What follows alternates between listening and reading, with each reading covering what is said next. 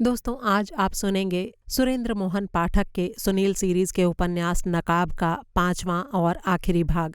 इसके पहले के 4 भाग सुनने के लिए ऊपर आई बटन पर क्लिक करें। तो आइए शुरू करते हैं कहानी।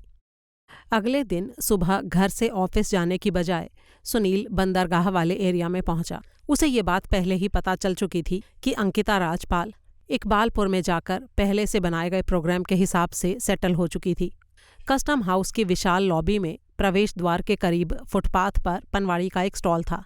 उसने उससे एक सादा बनारसी पान लेकर मुंह में रखा और उसे चबाता हुआ भीतर दाखिल हुआ। फिर उसने अंदर बने एक पब्लिक बूथ से क्रॉनिकल को फ़ोन लगाया। क्रॉनिकल ब्लास्ट का विपक्षी अखबार था और उसका ऑफिस वहां से 20 किलोमीटर दूर हर्नबी रोड पर ब्लास्ट के ऑफिस से करीब 200 मीटर दूर था। दूसरी तरफ से आवाज़ आई, क्रॉनिकल गुड मॉर्निंग। पान चबाता हुआ सुनील बोला, ए हेलो, मेरे को तुम्हारे छापे को इम्पोर्टेंट न्यूज देने का, किसी इम्पोर्टेंट भीड़ू से बात कराने का। आपका नाम सर? केसी। होल्ड कीजिए सर। करता है ना। कुछ देर बाद उधर से एक नई आवाज़ आई, हेलो, कौशिक हियर।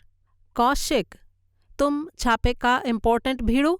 हाँ बोलो, क्या न्यूज़ है? पहली तुम बोलो, तुम उधर क्या होता? मैं चीफ रिपोर्टर हूँ। अरे, मैं इम्पोर्टेंट भीड़ू बोला कि नहीं बोला? फालतू में काय को टेम खोटी करता है। आपने अपना नाम क्या बताया था? केसी। केसी मतलब? केसी बोले तो काला चोर। ओह, तो वैसी न्यूज़ है। अब भी समझा तुम। Will the news editor be important enough for you? बोले तो न्यूज़ एडिटर से बात करेंगे। नाम बोले तो राजदीप द्विवेदी। चलेंगा चलेंगा। उसे फिर से होल्ड कराया गया और फिर एक नई आवाज़ आई, हेलो, मैं द्विवेदी बोल रहा हूँ। बोलो, क्या खबर है? एन झक्कास खबर है। तुम लोग ऐसी खबर का रोकड़ा भरता है, मेरे को मालूम पक्की करके। तो अपन को क्या मिलेगा? ये तो खबर पर डिपेंड करता है। खबर एन झक्कास बोला तो एकदम फर्स्ट क्लास।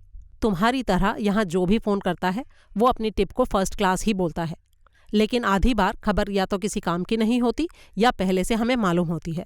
अरे ओए भीड़ू, अपुन का टिप एकदम फर्स्ट क्लास है। अगर नहीं हुआ तो मैं साला जुर्माना भरेगा।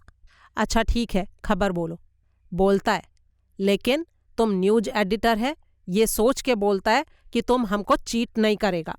मंगल रात को भैरव रोड पर एक मर्डर हुआ, मालूम? मालूम है। उधर प्राची भटनागर करके एक नौजवान छोकरी होता जिसको निकासी के वक्त खूनी हिट किया, मालूम? हाँ मालूम। वो छोकरी मर्डर के बाद से गायब होना, मालूम? मालूम। अक्खा पुलिस फोर्स उसको ढूंढे लाए, पन टोटल फेल। अब भी 5वां दिन है, छोकरी का कोई खबर इच नहीं।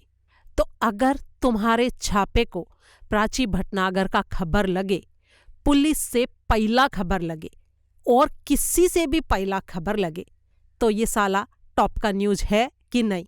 हाँ है। मांगता है? तुम्हें पता है कि वो लड़की कहाँ है? अरे मालूम बॉस, तब बिच तो फ़ोन लगाया।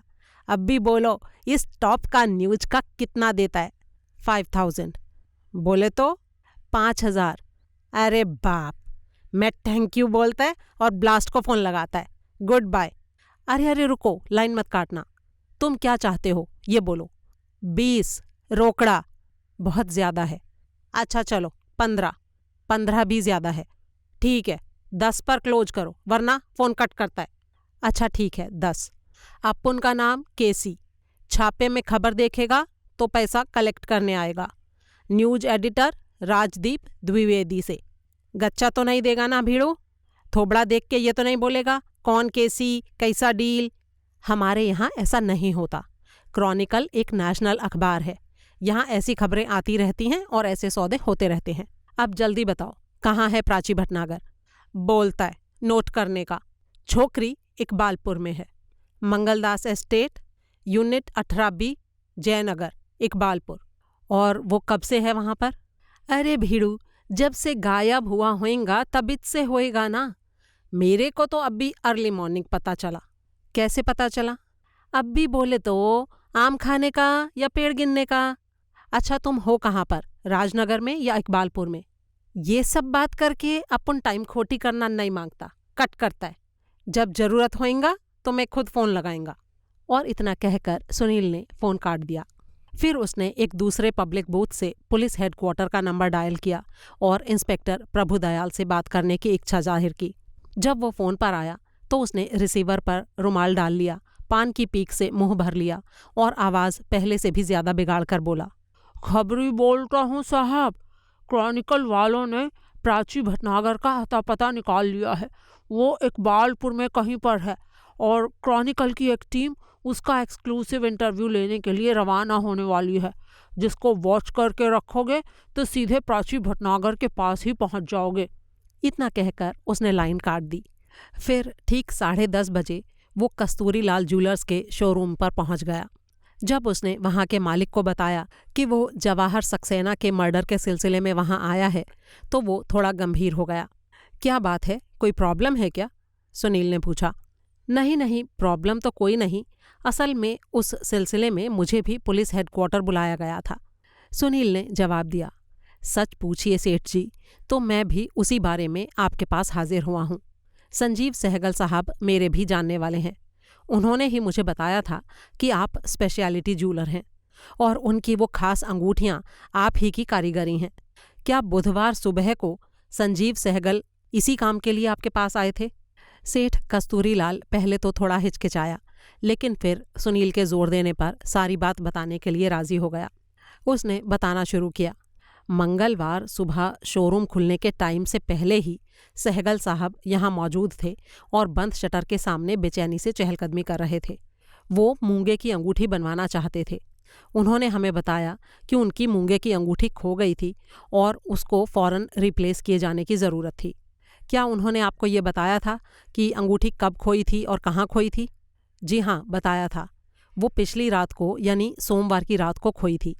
और कैसे खोई थी? असल में ये बात बताना उनके लिए ज़रूरी नहीं था, लेकिन जब मैंने ये कहा कि उनकी ज़रूरत को फ़ौरन पूरा नहीं किया जा सकता तो मेरी हमदर्दी हासिल करने के लिए उन्होंने उन हालातों का बयान किया था जिनमें अंगूठी खोई थी। उन्होंने कहा कि उनकी एक पुरानी प्रेमिका है जिसने किसी और से शादी कर ली है और जिसका हस्बैंड बहुत ही खुंदकी आदमी है। उसी गर्लफ्रेंड से मिलने के लिए वो पिछली रात को चोरों की तरह उसके घर में घुसे हुए थे जब हस्बैंड के एक मुलाजिम ने उसके कमरे का दरवाज़ा खटखटा दिया था। और मिस्टर सहगल वहाँ गए किस लिए थे? सुनील ने सवाल किया। वो अपनी प्रेमिका के हस्बैंड से दो टूक बात करना चाहते थे, लेकिन प्रेमिका ने उनको समझाया और वो खतरनाक कदम उठाने से रोका। ये भी याद दिलाया कि उसका मौजूदा पति उसका सिर्फ पति ही नहीं, उसके बेटे का बाप भी था। फिर मिस्टर सहगल ये जिद करने लगे कि वो उसके साथ चुपचाप भाग चले। इसी बातचीत के दौरान किसी ने बाहर से दरवाज़ा खटखटाया।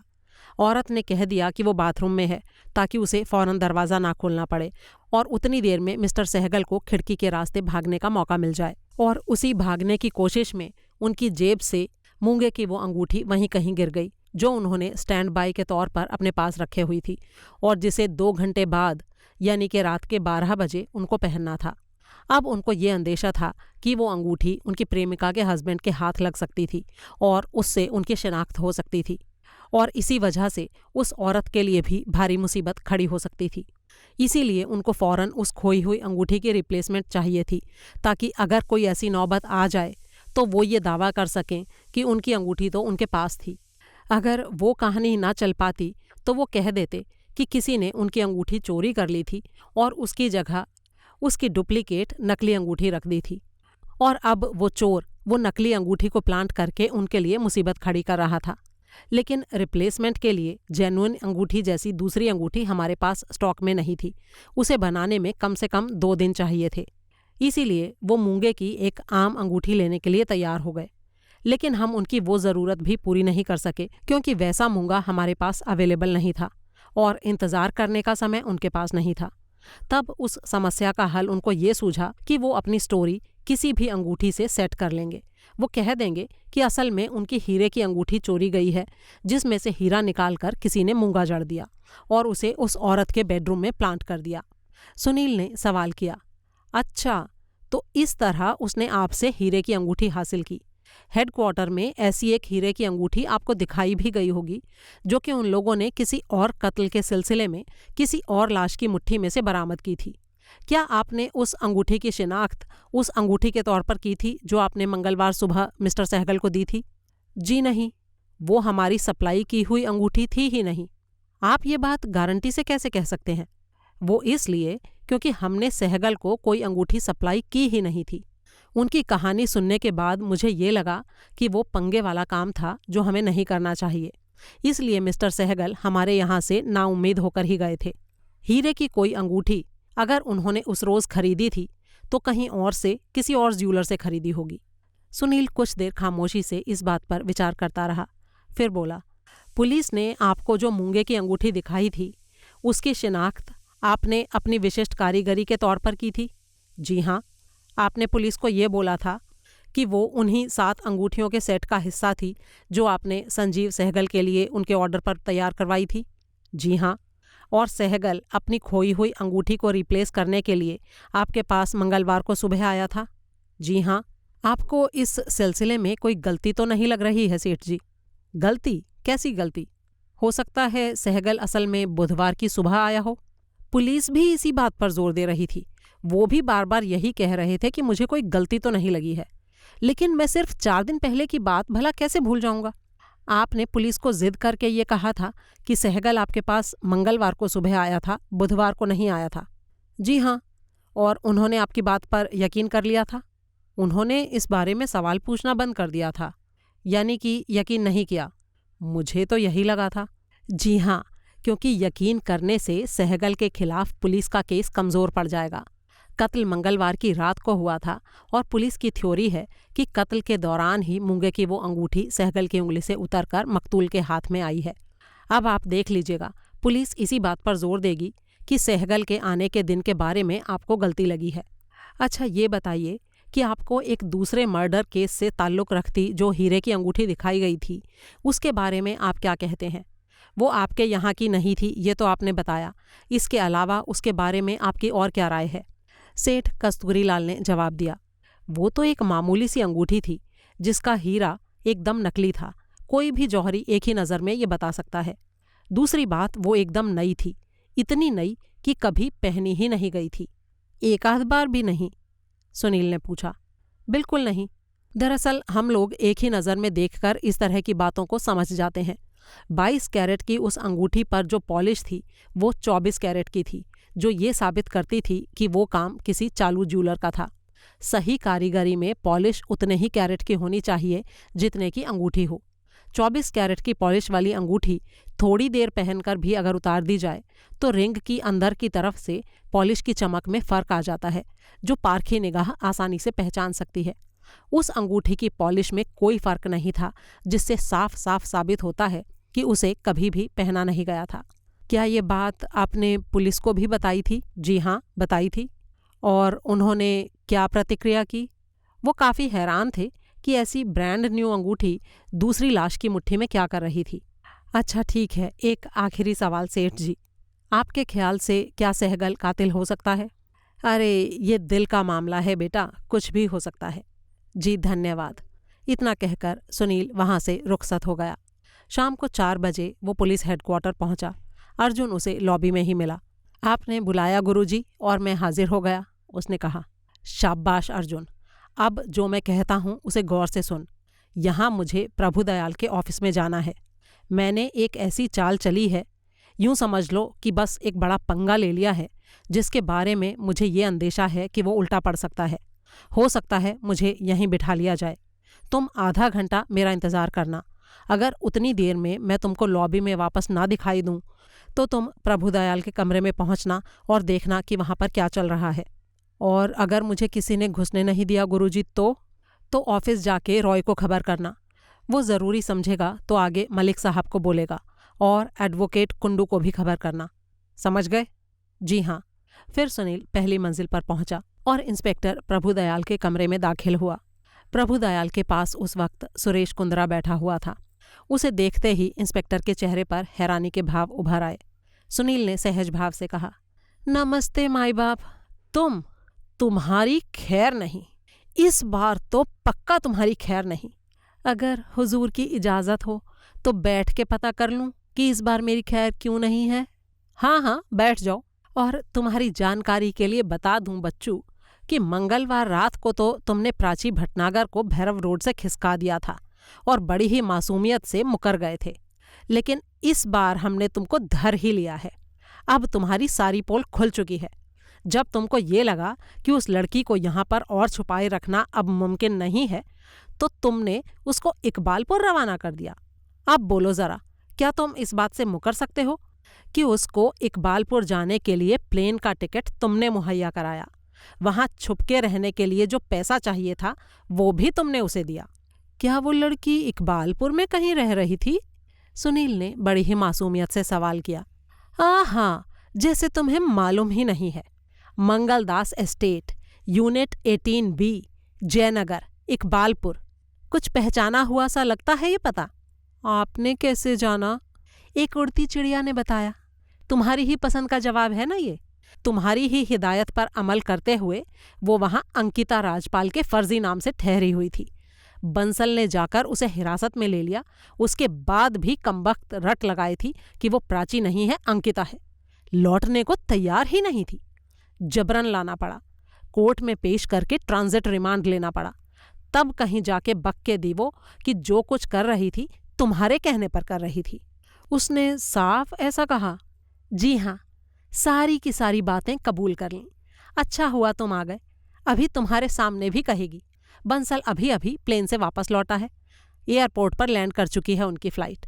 अब देखना कैसे तुम्हारा पुलंदा बंधता है। अच्छा, तो चार्ज क्या लगाएंगे मेरे ऊपर? Helping a material witness to escape, interfering with and causing obstacles in police investigation, helping a murder suspect. और बाकी के चार्ज सरकारी वकील सोच लेगा। अब बोलो। तभी फोन की घंटी बजी। प्रभुदयाल ने फोन सुना और फिर उठकर खड़ा हो गया। मैं अभी आ रहा हूँ, हिलना नहीं यहाँ से। अजी हुजूर, मेरी ऐसी मजाल कहाँ। फिर लंबे डग रखता प्रभुदयाल कमरे से बाहर चला गया। सुनील फुर्ती से सुरेश कुंदरा की तरफ घूमा और मुस्कुराते हुए बोला, हेलो प्यारे लाल, कहाँ थे अब तक? कहाँ थे क्या मतलब? मैंने आज तुम्हारी तलाश में 2 बार भैरव रोड का चक्कर लगाया। अरे साहब, पुलिस की हाजिरी भर रहा हूँ सुबह से, बुला के बिठा लेते हैं फिर भूल जाते हैं। लेकिन आप मुझे क्यों तलाश कर रहे थे? अरे भाई, अखबार वाला हूँ, अखबार की नौकरी करता हूँ। खबर की तलाश में इधर उधर टक्कर मारनी ही पड़ती है। लेकिन मुझसे आप क्या बात करना चाहते हैं? मंगलवार रात को की तो थी आपने बात। अरे वो तो बड़े ही तल्ख माहौल में की थी, तुम उस टाइम उखड़ रहे थे, इसलिए मैंने सोचा चलो बाद में फिर कभी कर लूँगा। अब इंस्पेक्टर साहब तो पता नहीं कितनी देर में लौटेंगे। अगर तुम्हें एतराज़ ना हो तो थोड़ी गपशप यहीं कर लें। क्या पूछना चाहते हैं आप? यूं ही छोटी मोटी बातें, जैसे सक्सेना के यहाँ कब से काम कर रहे थे तुम? 3 साल से ऊपर हुए हैं। तुमने कहा था कि मंगलवार रात को तुम फिल्म देखने गए थे, लौटे तो तुम्हें वारदात की खबर लगी थी। फिर तुम भीतरी ऑफिस में गए और वहाँ अपने एम्प्लॉयर की लाश पड़ी देखी थी। गया नहीं था मैं, ले जाया गया था। शिनाख्त के लिए पुलिस लेकर गई थी। अच्छा, लाश जो थी वो पिछले ऑफिस में मिली थी जहाँ तुम्हारी सीट है। सक्सेना साहब उस ऑफिस में तुम्हारी टेबल पर आमतौर पर जा बैठते थे या उसी रोज़ ऐसा हुआ था? वो मालिक थे, कहीं भी बैठ सकते थे, उनके लिए कोई पाबंदी थोड़ी थी। वैसे भी कभी खुद टाइप करना होता था तभी वहाँ जाकर बैठते थे। अच्छा, मैडम से कभी तुम्हारा वास्ता पड़ता था? कोई बातचीत होती थी उनसे? हाँ, कभी कभी होती थी। हाल की किसी बातचीत के बारे में बताओ। हाल में तो वो मेरे से सक्सेना साहब की लाइफ इंश्योरेंस के बारे में पूछ रही थी। हाल में कब? पिछले शनिवार को। निखिल भी वहीं पर था। उन्होंने मुझसे पहले तो ये पूछा कि आजकल सक्सेना साहब का बिजनेस कैसा चल रहा था, फिर पूछा कि उनकी टोटल लाइफ इंश्योरेंस कितनी थी। तो क्या तुमने उनको बताया? जी नहीं, मैंने मैडम को यही बोला कि इस बारे में उनको जो भी पूछना है वो सक्सेना साहब से ही पूछें। तब इस पर वो नाराज़ हो गईं। बोलीं, ये कोई सीक्रेट बात थोड़ी है, इंश्योरेंस आखिर फैमिली के लिए ही तो की जाती है और वो फैमिली मेंबर हैं। लेकिन मैंने फिर भी उनकी बात नहीं मानी। मैंने यही कहा कि उनको जो पूछना है साहब से ही पूछें। फिर उन्होंने इधर उधर के कुछ और बहाने बनाए। लेकिन जहाँ तक मुझे लगता है, मैडम सिर्फ मेरे ज़रिए इस बात को भांपना चाहती थीं कि साहब की मौत की सूरत में उनके पल्ले क्या पड़ने वाला था। तुम तो यार बड़ी खतरनाक बात की तरफ इशारा कर रहे हो। सुनील ने कहा। देखिए, जो मुझे महसूस हुआ वो मैंने बता दिया। अच्छा, संजीव सहगल को जानते हो? हाँ, जानता हूँ। हाल ही में बस हफ्ता 10 दिन पहले मामूली वास्ता पड़ा था उनसे। और कैसे पड़ा था वास्ता? मैं बाहर गया हुआ था। जब मैं लौटा तो मैंने उनको कोठी के घर वाले हिस्से से बाहर निकलते देखा था। मुझे देखकर वो खुद ही बोले कि वो सक्सेना साहब से मिलने आए थे। तो मैंने बताया कि वो तो कहीं गए हुए हैं, देर से लौटेंगे। लेकिन तब मुझे ये बात बहुत ही अजीब लगी थी कि वो कोठी के रिहायशी वाले हिस्से से बाहर आए थे, जबकि अगर वो साहब को ढूंढ रहे थे तो उनको ऑफिस वाले हिस्से में होना चाहिए था। अच्छा, तुम उस वक्त कहाँ से लौटे थे? सुनील ने सवाल किया। मैं साहब के ही एक काम से शंकर रोड से लौटा था। साहब खुद मुझे वहाँ भेज कर गए थे। अर्जेंट काम था, इसलिए इंडिका पर जाने को बोल के गए थे। बड़े दयालु टाइप के साहब थे तुम्हारे। इस बात में तो कोई शक ही नहीं, और इसीलिए मुझे उनकी मौत का सख्त अफसोस है। कहते कहते कुंदरा का गला भर आया। हाँ, होना ही चाहिए। एक वफादार एम्प्लॉय को अच्छे एम्प्लॉयर की मौत का अफसोस हमेशा ही होता है। तो सहगल साहब को तब तुमने पहली बार देखा था? जी हाँ। उसके बाद फिर कभी नहीं देखा? देखा ना, मंगलवार रात को। तुम्हारा मतलब कत्ल की रात को? जी हाँ, मैंने उनको भागते हुए कोठी से बाहर निकलते देखा था। कौन से हिस्से से निकले थे वो? रिहायशी हिस्से से या ऑफिस वाले से? ये तो मुझे पता नहीं चला। मैंने उनको तब देखा था जब वो लोहे के गेट से निकलकर फुटपाथ पर भाग रहे थे। और ये वो वक्त था जब तुम पिक्चर देखकर लौट रहे थे? जी हाँ। तुम किस चीज़ पर सवार थे उस टाइम? जी, मैं पैदल आ रहा था। जिस मल्टीप्लेक्स में मैंने पिक्चर देखी थी वो उसी इलाके में है। मैं गया भी पैदल था और वापस लौटा भी पैदल था। क्या तुमने साफ साफ उनको पहचाना था? जी हाँ। सारी स्ट्रीट लाइट्स जल रही थी और उनकी रोशनी में उनका चेहरा मुझे साफ नज़र आया था। उसके बाद मैं कोठी में दाखिल हुआ तो मुझे वहाँ ऑफिस वाले हिस्से में काफ़ी हलचल महसूस हुई। मैं ऑफिस वाले दरवाजे से अंदर गया और वहाँ से रिसेप्शन पर पहुँचा। उस वक्त मैडम और निखिल पार्टीशन के पीछे थे और काफ़ी उत्तेजित दिखाई दे रहे थे। तभी मैडम पार्टीशन के पीछे से निकली और चिल्ला चिल्लाकर हाउसकीपर वसुंधरा को पुकारने लगी। वसुंधरा दौड़ती हुई वहाँ आई और मैडम के साथ पार्टीशन के पीछे चली गई। जब मैंने पूछा कि क्या हुआ तो किसी ने कुछ नहीं बताया। मैंने पार्टीशन के पास जाकर उचक कर भीतर झांकने की कोशिश की तो बस मुझे इतना दिखाई दिया कि कोई सोफे पर पड़ा हुआ था और वसुंधरा उसे अटेंड कर रही थी। तभी मैडम ने मुझे वहाँ खड़े देखा और वो आकर मुझे परे धकेलने लगी। मैंने पूछा कि क्या हुआ है तो उन्होंने कोई जवाब नहीं दिया। मुझे वहाँ से बिल्कुल बाहर निकाल दिया और हुक्म दिया कि मैं अपने कमरे में जाऊँ और वहीं पर टिक कर बैठूँ।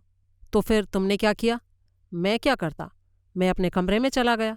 और फिर बाद में बुलाए जाने पर तुम वापस ऑफिस में गए और तुमने लाश की शिनाख्त की? जी हाँ। तब जो लड़की तुमने सोफे पर पड़ी देखी थी, जिसके बारे में अब तक तो तुम्हें पता चल ही चुका होगा कि वो कौन थी, वो उस वक्त कहाँ थी? सोफे पर नहीं थी, वो वहाँ मुझे कहीं दिखाई नहीं दी। लेकिन ये बात तो तुमने किसी न किसी के मुंह से ज़रूर सुनी होगी कि कातिल ने उसके ऊपर हमला किया था और हालात ऐसे बने थे कि वो कातिल को पहचान सकती थी, लेकिन कातिल उसे नहीं पहचान सकता था क्योंकि उन दोनों के टकराव के वक्त उस जगह पर रोशनी का अरेंजमेंट कुछ ऐसा था कि रोशनी कातिल के चेहरे पर सीधी पड़ रही थी, लेकिन रोशनी का जरिया लड़की के पीछे था, इसलिए उसकी सूरत अंधेरे में थी। जी हाँ, ऐसा कुछ सुना तो था मैंने। और तुम्हें ये भी मालूम है कि फरार होते वक्त कातिल वहीं से ऑफिस की स्टेशनरी का हिस्सा एक लिफाफा उठाकर उसमें आंखों की जगह 2 छेद काटकर बनाई हुई नकाब पहने हुए था? जी हाँ। लेकिन क्यों किया होगा उसने ऐसा? अरे, ये भी कोई पूछने की बात है। वो अपना चेहरा छुपाना चाहता था, इसलिए किया होगा। लेकिन छुपा तो नहीं पाया, सुनील ने कहा। वो तो इत्तफाक से हुआ होगा ना, जिसके होने का उसको कोई अंदेशा नहीं था।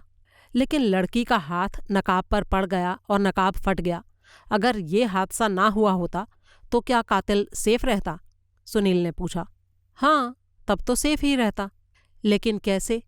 नकाब पहने होने के बावजूद भी उसकी आंख के नीचे का मस्सा तो साफ नजर आ रहा था। ये बात तुम्हें थोड़ी अजीब नहीं लगती?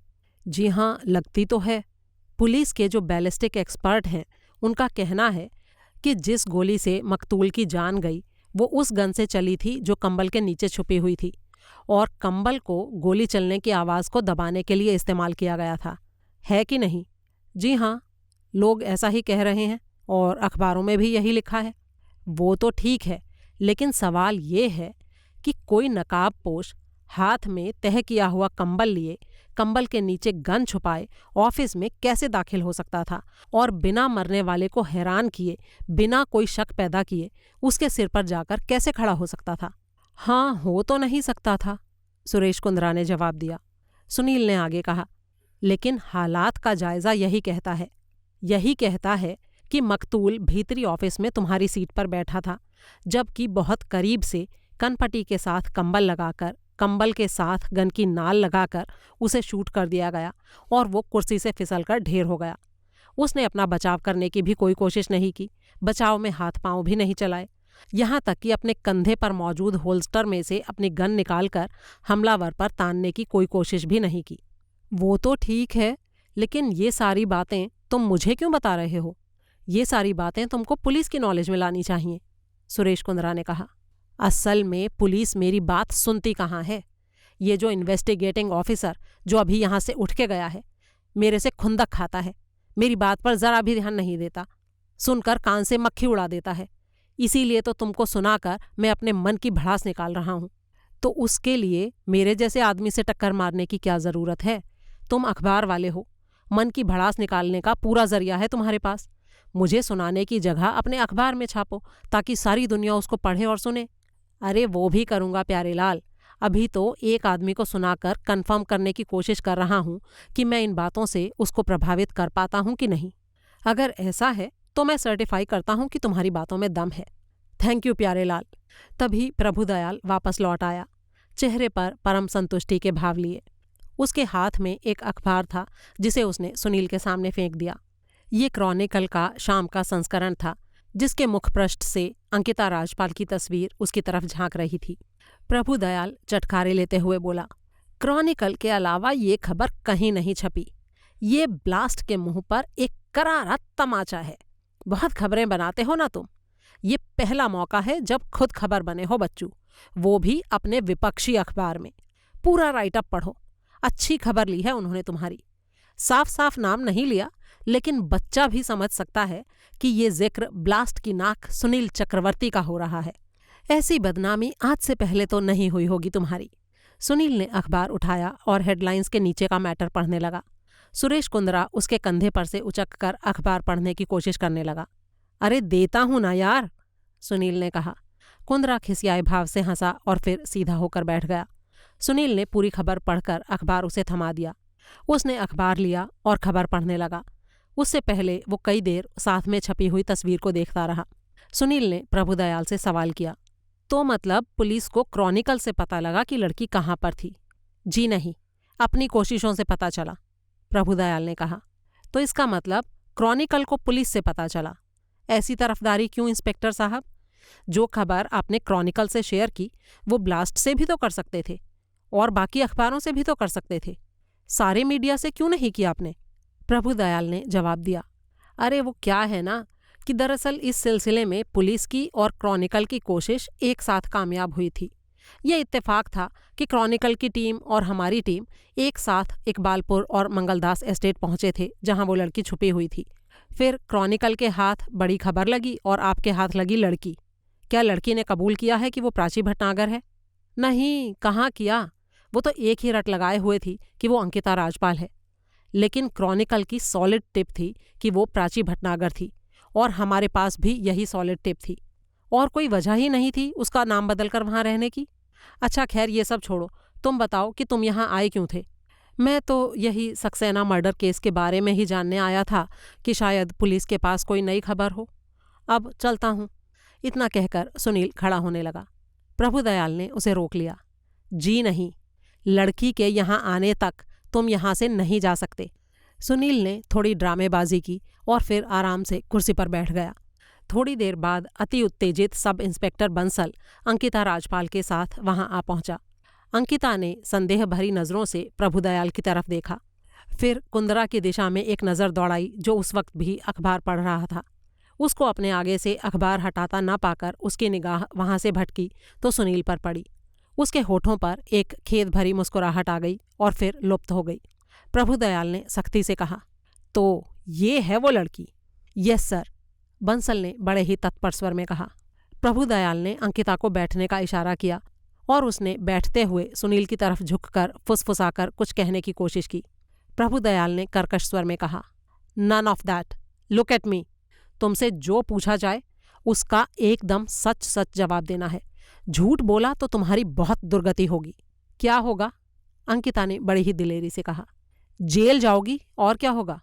खामखा, मैंने किया क्या है? तुम कत्ल की रात को मौकाए वारदात से खिसक गईं और फिर इकबालपुर में नाम बदल कर रह रही थी। अजी कौन सा नाम बदल कर? मेरा तो एक ही नाम है, अंकिता राजपाल। तुम्हारा नाम प्राची भटनागर है। जी नहीं, मेरा नाम अंकिता राजपाल है। हाँ ठीक है, तुम अंकिता राजपाल के नाम से भी जानी जाती हो, लेकिन असल में तुम्हारा नाम प्राची भटनागर है। जी नहीं, मेरा नाम अंकिता राजपाल है और मेरा एक ही नाम है। 100 बार पूछो, 1000 बार पूछो, अंकिता राजपाल। इंस्पेक्टर कुछ कहने की कोशिश कर ही रहा था कि सुरेश कुंद्रा अचानक उठ खड़ा हुआ। प्रभुदयाल ने प्रश्न भरी निगाहों से उसकी तरफ देखा। उसने एक कनकी उंगली उठा दी।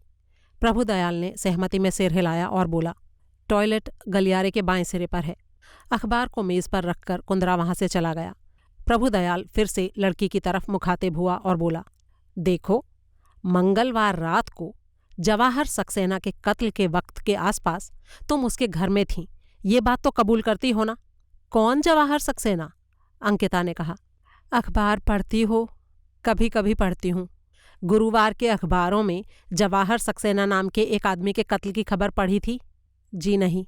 अरे फ्रंट पेज पर छपी थी, सारे अखबारों में छपी थी। हाँ तो छपी होगी, मैंने गुरुवार को अखबार नहीं देखा होगा। टीवी में तो देखा होगा, टीवी तो देखती होंगी? हाँ देखती हूँ कभी कभी, लेकिन खबरों वाले चैनल नहीं देखती। मैं एक्ट्रेस हूँ, देखती हूँ तो वही प्रोग्राम देखती हूँ जिसमें एक्टिंग सीखने लायक कुछ हो, स्टडी करने लायक कुछ हो। सुनील को जानती हो? और ये पहले ही बता दूं कि इसे जानते होने से तुम इनकार नहीं कर सकती, क्योंकि आते ही तुमने फुसफुसाकर इससे बात करने की कोशिश की थी। सुनील फिर से बीच में कूदा। अरे इनकार करने की जरूरत ही नहीं है प्रभु। इस सवाल के जरिए आप जहां पहुंचना चाहते हैं वहां मैं ही आपको पहुंचा देता हूं। मैं कबूल करता हूं कि मैंने ही इस लड़की को इकबालपुर भेजा था, मैंने ही इसका ट्रिप फाइनेंस किया था। अब बोलिए।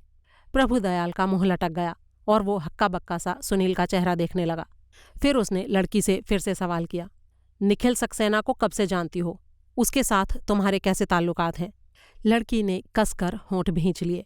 प्रभुदयाल ने खा जाने वाली नज़रों से सुनील को देखा और बोला, इसने जो सलाह तुम्हें दी है ना चुप रहने की, वो तुमको ले डूबेगी लड़की। सुनील ने शुष्क स्वर में कहा, तारीफ के लिए शुक्रिया, लेकिन आप इससे बात करने की जगह मुझसे बात करेंगे तो ज़्यादा बेहतर होगा। मेरी बात को ध्यान से सुनिए इंस्पेक्टर प्रभुदयाल। मैं ये दावा करना चाहता हूँ कि मैं सक्सेना के कातिल को चांदी की थाली में सजाकर, सोने का वर्क लगाकर, हीरे का लौंग जड़कर आपकी खिदमत में पेश कर सकता हूँ। प्रभुदयाल ने गुस्से से मुँह बिचकाया। फिर से कोई ग्रैंड स्टैंड, असली मुद्दे पर से मेरा ध्यान हटाने के लिए फिर से कोई सुनीलियन पुड़िया। जी हाँ, सुनीलियन पुड़िया। खांसी जुकाम में एकदम मुफीद, घिसके लगाने से पीठ दर्द, कमर दर्द, सिर दर्द सब कुछ ठीक, घोलकर पीने से हाजमा दुरुस्त। कर्टसी सुनील भाई मुल्तानी। क्या कहना चाहते हो? सुनिए क्या कहना चाहता हूँ। मंगलवार रात को जब जवाहर सक्सेना का कत्ल हुआ था, तब बाहर उसके ऑफिस में उससे मुलाकात के लिए एक लड़की मौजूद थी। तब कत्ल के फौरन बाद बीच का दरवाज़ा खोलकर एक आदमी बाहर निकला था, जिसका चेहरा एक कागज़ के नकाब से ढका हुआ था। ऐसा नकाब जो ऑफिस स्टेशनरी के भूरे लिफाफे में आंखों की जगह 2 छेद काटकर बनाया गया था। दाईं आंख के ऊपर वाला छेद इतना बड़ा था कि उसमें से उसके गाल पर बना आंख के नीचे का एक मस्सा भी साफ झांक रहा था। इंस्पेक्टर ने उसकी बात काटते हुए कहा, इन सारी बातों का इस लड़की के जवाब ना देने से क्या रिश्ता है? इन बातों से आगे चलकर ये पता चलेगा कि इसका जवाब देने से इनकार करना क्यों ज़रूरी है। आप फिलहाल मेरी बात को ध्यान से सुनिए। उस नकाब पोश को देखकर वो लड़की डरकर चीखने लगी। नकाब पोश ने उसके ऊपर वार किया। उसने उसका नकाब नोच लिया। रिसेप्शन से आती हुई रोशनी उस नकाब पोश के चेहरे पर पड़ी और नतीजा ये हुआ कि लड़की ने तो उसकी सूरत देख ली, लेकिन लड़की की रोशनी की तरफ पीठ होने के कारण वो हमलावर आदमी उस लड़की की सूरत नहीं देख पाया। उसने लड़की पर जोर से वार किया, लड़की बेहोश होकर गिर गई। हमलावर ने समझा कि वो मर गई। अब हालात ये हैं कि वो नौजवान लड़की इकलौती गवाह है जिसने उस आदमी की सूरत देखी थी जो सक्सेना के कत्ल के फौरन बाद ऑफिस से निकलकर भाग रहा था और जो यकीनन उसका कातिल था। अब ये तो आपको पता ही है कि ये जो कागज़ का नकाब था ये अचानक ही वजूद में आया था। बाहर बैठी हुई लड़की से अपनी सूरत छिपाने के लिए कातिल ने इसको हाथ के हाथ तैयार किया था। इस काम के लिए उसे लिफाफे और कैंची की ही ज़रूरत थी और ये दोनों चीज़ें स्टेशनरी आइटम होने के कारण ऑफिस में रूटीन के तौर पर मौजूद थीं। ये कत्ल पहले से सोचा समझा हुआ कत्ल था और कातिल उसके लिए तैयार होकर आया था, लेकिन ये बात उसे नहीं पता थी कि वापसी में उसे अपनी सूरत किसी से छिपाने की ज़रूरत पड़ सकती थी।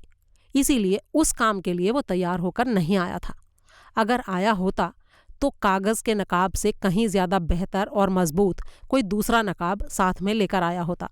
कत्ल पहले से प्लान किया गया था, ये इस बात से भी साबित होता है कि वो हथियार का इंतज़ाम भी करके आया था और इस बात का भी कि गोली चलने की आवाज़ ना सुनी जा सके। वो अपने साथ एक तह किया हुआ मोटा कंबल लेकर आया था जिससे उसने अपनी गन को भी छुपाया और बाद में गोली चलने की आवाज़ को भी उसी से दबाया। कत्ल पहले से ही प्री प्लान्ड था। ये बात उस सुसाइड नोट से भी साबित होती है जो कातिल पहले से तैयार करके अपने साथ लाया था और जिसे उसने टाइपराइटर में लगाकर छोड़ दिया था ताकि देखने पर यह लगे कि वो नोट खुदकुशी करने से पहले सक्सेना ने वहाँ बैठकर टाइप किया था। कहने का मतलब ये है कि कातिल की एंट्री वहाँ पर प्री प्लान्ड थी, लेकिन वहाँ से उसकी निकासी यानी एग्जिट वो प्री प्लान्ड नहीं था। कागज़ का नकाब इस बात की तरफ साफ इशारा करता है कि उसे इस बात का कतई अंदाज़ा नहीं था कि रात की उस घड़ी ऑफिस में कोई आ पहुँचेगा। लड़की के अचानक वहाँ आने से वो एक तरह से अंदर फंस गया था, लेकिन उस हड़बड़ी में भी कातिल अपनी निकासी को एक कमाल का मास्टर टच देने से बाज नहीं आया था। उस इतनी विषम परिस्थिति को भी अपने हक में ढालने में उसने कमाल की फुर्ती दिखाई थी। It was a master stroke by which he turned an adversity into his advantage। क्या मतलब? ऐसा क्या किया उसने? इंस्पेक्टर ने पूछा। उसने आनन फानन में खड़े पैर शक की सुई किसी और की तरफ मोड़ने का पूरा इंतजाम किया। किसकी तरफ? उसकी तरफ जिसकी एक अंगूठी, खास पहचान वाली अंगूठी, मूंगे की एक अंगूठी जिसकी कारीगरी एकदम अलग थी, वो उसने मकतूल के हाथ में दबी हुई देखी। वो इस बात को जानता था कि वैसी अंगूठी कौन पहनता था और वो किसकी मिल्कियत थी। इसीलिए खड़े पैर उस अंगूठी की वजह से उसे ये ब्रिलियंट आइडिया आया कि अगर वो थोड़ी सी कारीगरी दिखाए और बाहर बैठी लड़की की मौजूदगी का फ़ायदा उठाए तो वो उस आदमी को कत्ल का अपराधी साबित कर सकता है। उसने फटाफट एक कागज़ का नकाब तैयार किया और वैसे ही फटाफट उसने मटर के दाने के आकार का एक नकली मस्सा तैयार किया। ये क्या बकवास है? नॉनसेंस, इंस्पेक्टर ने कहा। क्यों नॉनसेंस क्यों? आखिर क्या मुश्किल काम था ये? वो ऑफिस में खड़ा था। ऑफिस में ऑफिस के यूज़ की हर चीज़ मौजूद थी। सीलिंग वैक्स को पिघलाकर या सीलिंग वैक्स को पिघलाने के लिए इस्तेमाल की जाने वाली मोम से एक मस्से जैसी गोली बना लेना और उसे गोंद से एक खास जगह गाल पर चिपका लेना क्या मुश्किल काम था? अरे सीलिंग वैक्स लाल होती है और मोम सफ़ेद होती है, इंस्पेक्टर ने कहा।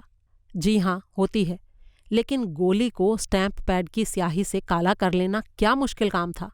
और फिर उसे मस्से वाली सूरत की एक झलक ही तो दिखानी थी। मस्से को इंस्पेक्शन के लिए तो पेश करना नहीं था। देखने वाले को कैसे ये सूझता कि मस्सा नकली होगा? और इसी बात से इस बात का भी खुलासा हो जाता है कि कागज़ के नकाब में एक आंख का छेद दूसरे से बड़ा क्यों था। वो इसलिए बड़ा था क्योंकि उसे जानबूझकर बड़ा काटा गया था ताकि उसमें से गाल और गाल पर लगा मस्सा साफ साफ दिखाई दे। कहने का मतलब ये है कि वो छेद हड़बड़ी में बड़ा नहीं कट गया था, बल्कि उसे एहतियात से जानबूझकर एक खास ज़रूरत के मद्देनज़र बड़ा काटा गया था। प्रभुदयाल ने इस बात पर विचार किया और उसे इसमें दम नज़र आया।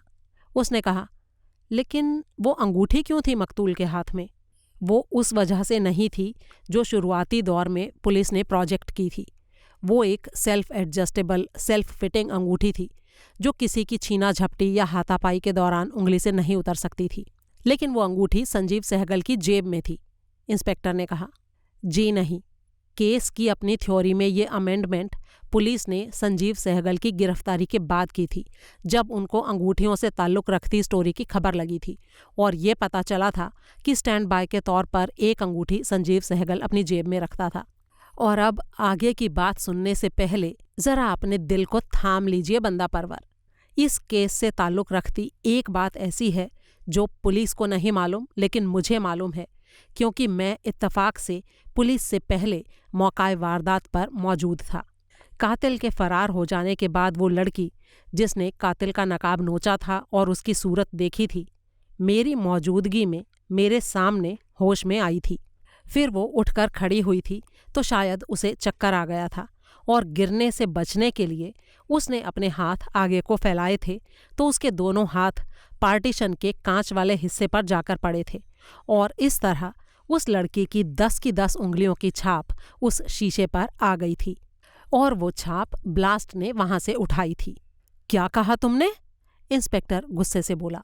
सुनील ने जल्दी से जोड़ा, अजी हुजूर, तब जबकि पुलिस की मौकाए वारदात से दिलचस्पी खत्म हो चुकी थी, उसके बाद जब उनकी इन्वेस्टिगेशन पूरी हो गई थी तब उसके बाद ब्लास्ट ने वो फिंगरप्रिंट्स उठाए थे और इसीलिए हमने पुलिस की कोई लाइन क्रॉस नहीं की थी और कोई गैरकानूनी काम नहीं किया था। और रही सही कसर, मैं उन फिंगरप्रिंट्स को हुजूर की खिदमत में पेश करके पूरी कर देता हूँ। सुनील ने जेब से निकालकर 2 black and white photograph Prabhudayal के सामने रख दिए। प्रभुदयाल ने उनको ध्यान से देखा और फिर बड़बड़ाया, तुम बाज नहीं आ सकते, तुम्हारा अंजाम ना बहुत बुरा होगा। अच्छा ये बताओ, इनकी कोई शिनाख्त तो हुई होगी नहीं? क्योंकि हो गई शिनाख्त, सुनील ने धीरे से कहा। क्या? जी, मैंने कहा शिनाख्त हो गई। इन फिंगरप्रिंट्स का पुलिस रिकॉर्ड है। ये एक कौन लेडी के फिंगरप्रिंट्स हैं जिसके खिलाफ कई शहरों में केस दर्ज हैं और पुलिस को जिसकी तलाश है। किस सिलसिले में? वो शादी करती है, फिर हस्बैंड बेचारा परलोक सिधार जाता है। बतौर ब्याहता बीवी वो उसकी विरासत को क्लेम करती है, फिर आगे चल देती है, फिर शादी करती है। हस्बैंड बेचारे का फिर से वही अंजाम होता है, वो उसका माल पानी बटोरती है और आगे चल देती है, फिर शादी करती है। अच्छा बस, कितनी शादियां कर चुकी है? 4 की तो पक्की खबर है हुजूर, वैसे स्कोर ज़्यादा है। कैसे जाना? RTI से। मतलब? Right to information sir. कहाँ अर्जी लगाई थी? रीजनल क्राइम रिकॉर्ड ब्यूरो में। वो तो यहाँ पुलिस हेडक्वार्टर की बिल्डिंग में है। जी हाँ, लेकिन लिखित में अर्जी नहीं लगानी पड़ी, ब्लास्ट का हवाला देने पर मुंह जबानी काम हो गया। अबे तुम आदमी होगी क्या हो? क्या हूँ हुजूर, आप ही बता दीजिए। अब क्या कहूँ मैं तुमसे? अच्छा ये बताओ, रिकॉर्ड क्या कहता है? हस्बैंड कैसे मारे जाते थे? क्या खुद ही चल देते थे? जी नहीं, भेजे जाते थे। कैसे? एक बेचारे बदनसीब को कब्र खोद के निकाला गया था तो बॉडी में जहर के अवशेष मिले थे और ऐसी करतबी लड़की मंगलवार को सक्सेना के घर पर मौजूद थी। जी हाँ, और फिंगरप्रिंट्स इस बात का अकाट्य सबूत हैं। वो मौजूद क्यों थी वहाँ? इंस्पेक्टर ने पूछा। जी, वो उस घर की बहू थी। क्या कहा तुमने? वही जो आपने सुना हुजूर। वो निखिल सक्सेना की बीवी बन चुकी थी, दोनों खुफिया तौर पर शादी कर चुके थे। दूसरे शब्दों में कहूँ तो निखिल इस बबली का ताज़ा तरीन शिकार था, लेकिन असल में ये शादी गैरकानूनी है क्योंकि उस लड़की का एक शिकार, उसका एक एक्स हस्बैंड जो औरों के मुकाबले में ज़्यादा खुशकिस्मत निकला, वो अभी जिंदा है। वो कैसे बच गया? वो ऐसे बच गया कि उसने अपनी माली हैसियत के बारे में लड़की से झूठ बोला था। ऊपर से बीवी के कहने पर वो उसके नाम में मोटी लाइफ इंश्योरेंस कराने को भी तैयार नहीं हुआ। इसीलिए बीवी ने उससे नाता तोड़ लिया। पट्ठा इसलिए बच गया क्योंकि उसके पल्ले ज़रा भी माल पानी नहीं था। तो उसने तलाक नहीं लिया ऐसी बीवी से? जी नहीं, तलाक नहीं लिया और कानूनन वो आज भी उस औरत का पति है। कौन है वो? कहाँ पाया जाता है? नाम उसका हरमेश कालरा है और पाया जाता है यहीं राजनगर में। और जो कुछ मैंने आपको बताया है कृपा निधान, वो सब रीजनल क्राइम रिकॉर्ड ब्यूरो के रिकॉर्ड में दर्ज है। अब सूरत अहवाल ये है कि ये लड़की इसके बारे में आपके सवाल का जवाब हाँ में देगी, कबूल करेगी कि ये प्राची भटनागर है, तो ये इस बात को मोहरबंद करेगी कि ये कातिल को पहचान सकती है, कि ये उसके खिलाफ चश्मदीद गवाह है। नतीजा ये होगा कि इसे खबर भी नहीं लगेगी और ये ऊपर पहुंची मकतूल जवाहर सक्सेना और विशाल सिक्का के साथ मॉर्निंग वॉक कर रही होगी। लेकिन इसने क्या कबूल किया ये किसी को पता लगेगा तब तो। क्यों नहीं लगेगा? मैं बैठा नहीं हूं क्या यहाँ? तुम ये बात अपने अखबार में छापोगे? क्यों नहीं छापूंगा, मेरा काम है भाई। अबे कैसे आदमी हो तुम? कैसा आदमी हूं? सवाल के बदले सवाल मत करो सुनील।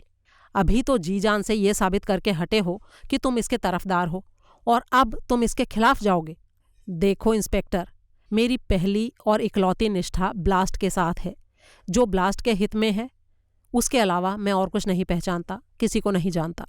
प्रभुदयाल ने हैरानी से सुनील की तरफ देखा। प्रभुदयाल ने बंसल को आदेश दिया, Bansal, regional crime record bureau में जाओ और वहां से प्राची भटनागर का रिकॉर्ड निकाल कर लाओ। सुनील ने टोका, प्राची भटनागर करंट एपिसोड के लिए रखा हुआ नाम है। पिछले एपिसोड में क्या नाम था या अब तक कितने नाम बदल चुकी है ये मुझे नहीं मालूम। प्रभुदयाल ने सुनील की दी हुई फिंगरप्रिंट्स की तस्वीरें बंसल को थमाते हुए कहा, इनको लेकर जाओ और जिसके ये फिंगरप्रिंट्स हैं उसका रिकॉर्ड लेकर आओ। 10 मिनट में बंसल एक फोल्डर के साथ लौटा। प्रभुदयाल ने सारी चीज़ों को ठीक से चेक किया और आखिरकार बोला, हाँ सारी बात ठीक है तुम्हारी। सुनील ने बड़े ही आराम से कहा, वो सब कुछ बदल सकती है, नाम बदल सकती है, हुलिया बदल सकती है, हेयर स्टाइल, कपड़े सब बदल सकती है, लेकिन उंगलियों के निशान भला कैसे बदल सकती है? तो यानी तुम ये मानते हो कि ये लड़की जो अपना नाम अंकिता राजपाल बताती है वो असल में? सुनील ने उसकी बात काटते हुए कहा, अरे माई बाप, जो ये आपको बताती है वो आपको कबूल कहाँ है? और जो सामने है उसे प्रमाण की ज़रूरत कहाँ होती है भला? प्रमाण ये फिंगरप्रिंट्स हैं तो। अजी हुजूर, इससे भी बड़ा प्रमाण इकलौती गिरफ्तारी के वक्त की तस्वीर, वो भी तो इस फोल्डर में होगा। प्रभुदयाल ने फोल्डर में से वो तस्वीर निकाली और उसे ध्यान से देखा। सुनील ने जौहरी से हासिल हुई रंगीन तस्वीर को प्रभुदयाल के सामने रख दिया और बोला, मेरे पास हाल की तस्वीर भी है। ये कहाँ से आई तुम्हारे पास? उधार ली है निखिल सक्सेना से। हालांकि ये बात उसे अभी पता नहीं है।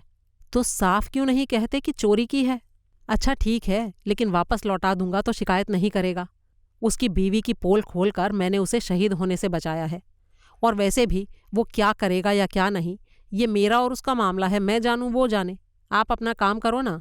प्रभुदयाल नाटकीय अंदाज में वो तस्वीर लड़की के सामने लहराते हुए बोला, ये तस्वीर प्राची भटनागर की है और अब तुम इस बात से इनकार नहीं कर सकती कि तुम। इससे आगे के शब्द उसके मुंह के मुंह में ही रह गए। वो भौचक्का सा कभी तस्वीर को तो कभी लड़की की शक्ल को देखने लगा। फिर वो बुरी तरह भड़क गया। अब ये सब क्या है? ये तो इस लड़की की तस्वीर ही नहीं है। मैंने कब कहा माई बाप की इस लड़की की तस्वीर है? तुमने क्या हाथ की सफाई दिखाई है सुनील, बाय गॉड मैं तुम्हारा। अरे इंस्पेक्टर साहब, पहली बात तो मैंने कुछ किया नहीं, और किया तो आपके फोल्डर में मौजूद तस्वीर के साथ तो कुछ नहीं किया ना मैं उसके साथ कुछ कर सकता था। उसके ऊपर तो मुजरिम का बुकिंग नंबर है, नाम है, पुलिस ऑफिसर के साइन हैं। ये सब है कि नहीं? उड़ तो नहीं गया ना? अब आप एक काम और कीजिए, ये जो लड़की सामने मौजूद है इसके भी फिंगरप्रिंट्स लीजिए और उनको रिकॉर्ड वाले फिंगरप्रिंट से चेक कर लीजिए। सब दूध का दूध और पानी का पानी हो जाएगा। प्रभुदयाल ने एक बार फिर से फोल्डर में मौजूद सारी चीज़ों को ध्यान से देखा और फिर उसका चेहरा और भी ज़्यादा लटक गया। उसके ऑफिस के बगल में ही एक कमरा था जो सस्पेक्ट्स को इंटेरोगेट करने के काम आता था। वहाँ पर एक गोल मेज़ और 2 कुर्सियों के अलावा बस एक खुफिया माइक्रोफोन लगा हुआ था, जिसके ज़रिए वो अपने ऑफिस में बैठा वहाँ होने वाला हर वार्तालाप सुन सकता था। पीछे ऑफिस में नॉर्मल होते ही वो उठा था। उसने सुनील को उठाया था और उसकी बाँह पकड़कर उसे वहाँ ले आया था। वहाँ आकर उसने कहा, अब बोलो। क्या बोलूँ हुजूर? क्रॉनिकल को जो टिप मिली थी और पुलिस को जो टिप मिली थी वो मैन्युफैक्चर्ड बाय सुनील भाई मुल्तानी थी, है कि नहीं? साबित करके दिखाइए। तुम ये मत समझना सुनील कि अभी पीछे मेरे ऑफिस में जो तमाशा हुआ है, जो पुलिस को मुंह की खानी पड़ी है, उसकी रूह में तुम्हारे ऊपर जो इल्ज़ाम हैं वो सारे खारिज हो गए हैं। मेरे ऊपर कौन से इल्ज़ाम हैं हुजूर? तुमने गवाह के साथ छेड़खानी की है, उसकी गवाही के बारे में उसे पट्टी पढ़ाई है। अजी कौन गवाह, कैसी गवाही, काहे की गवाह है वो लड़की? उसका तो सक्सेना मर्डर केस से दूर दूर का कोई रिश्ता नहीं है। आपके सामने उसने बोला कि उसे तो केस की खबर तक नहीं। उसने ना अखबार पढ़ा ना टीवी देखा, फिर उस केस की गवाह कैसे हो गई वो? तुमने ही तो उसे प्राची भटनागर का रोल अदा करने के लिए इकबालपुर भेजा। अजी हुजूर, ये इल्ज़ाम सरासर गलत है।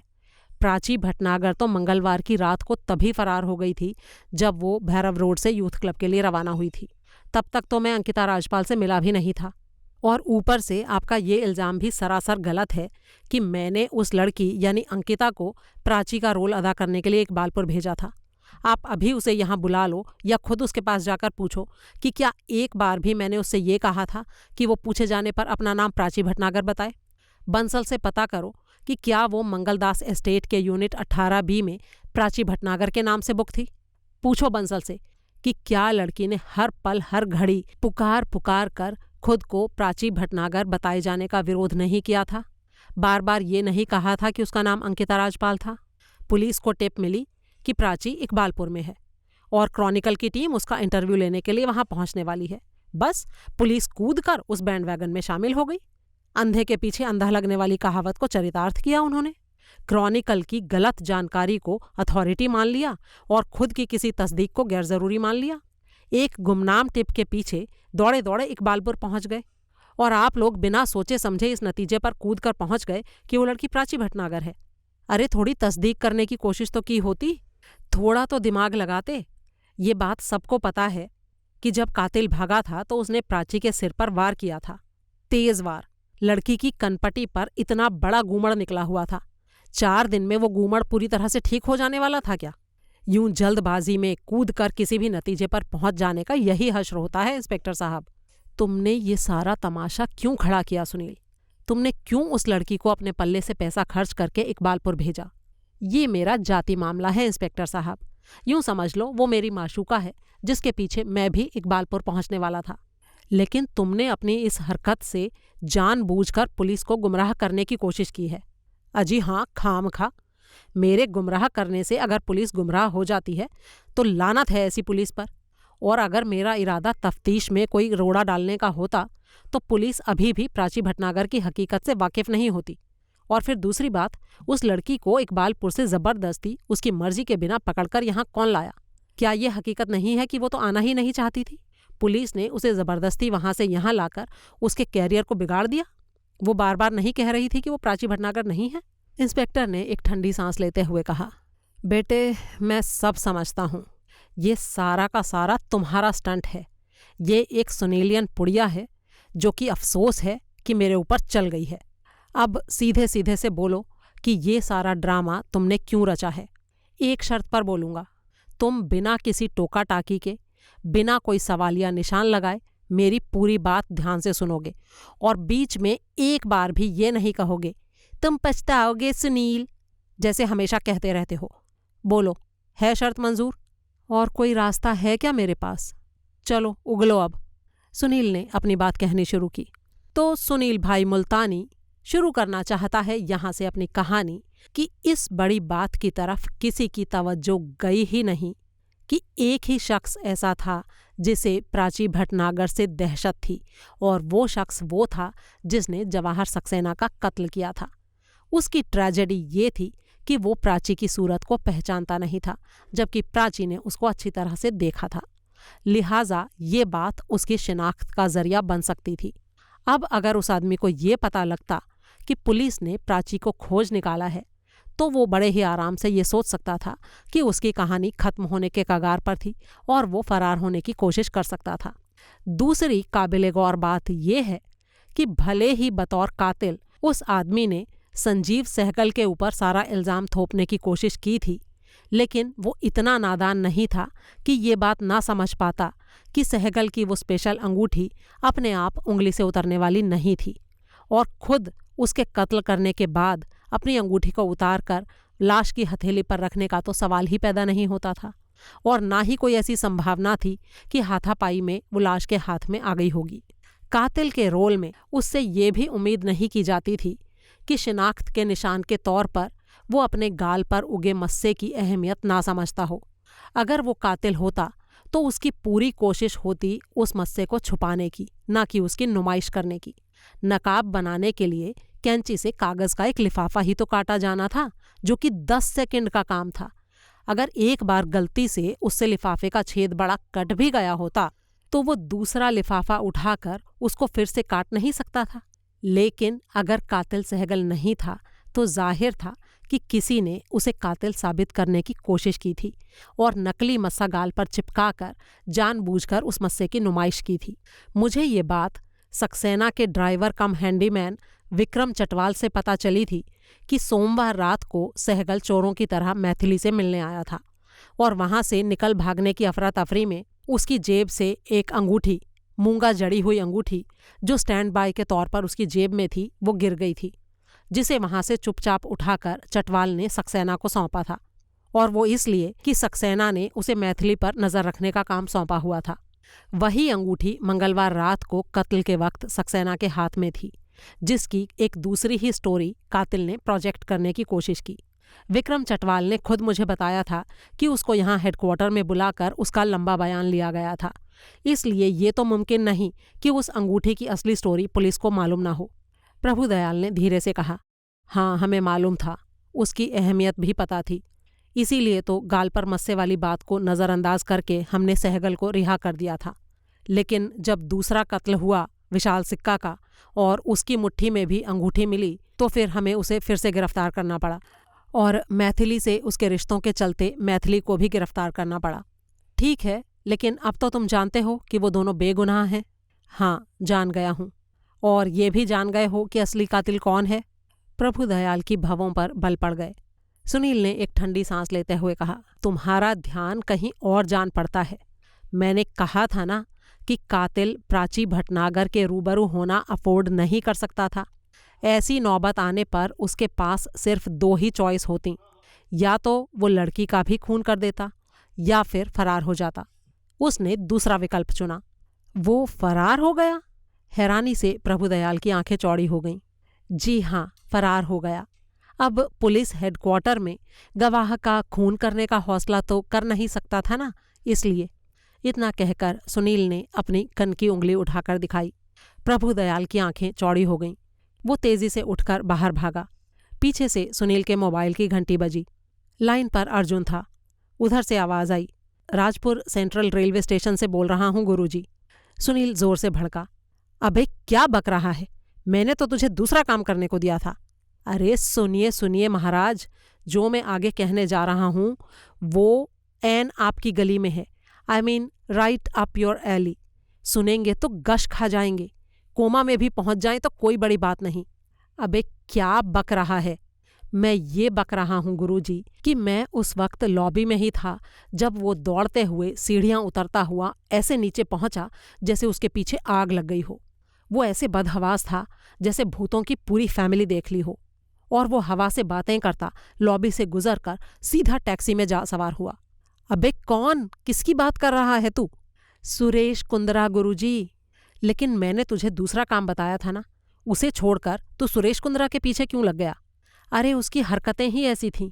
चिल्ला चिल्ला कर कह रही थीं कि दाल में कुछ काला था, उसके साथ कोई घोटाला था। और फिर मेरे अंदर से आवाज आई, अर्जुन यही वक्त है यश कमाने का, दौड़ चल उसके पीछे। गुरुजी का तो पुलिस के हाथों आज तक कुछ नहीं बिगड़ा, तो आज ही क्या बिगड़ जाएगा? तो बस मैंने वो आवाज सुनी और उसके ऊपर अमल किया। सुरेश कुंद्रा स्टेशन पहुंचा है। टैक्सी वाला उड़ाता हुआ लाया है गुरुजी।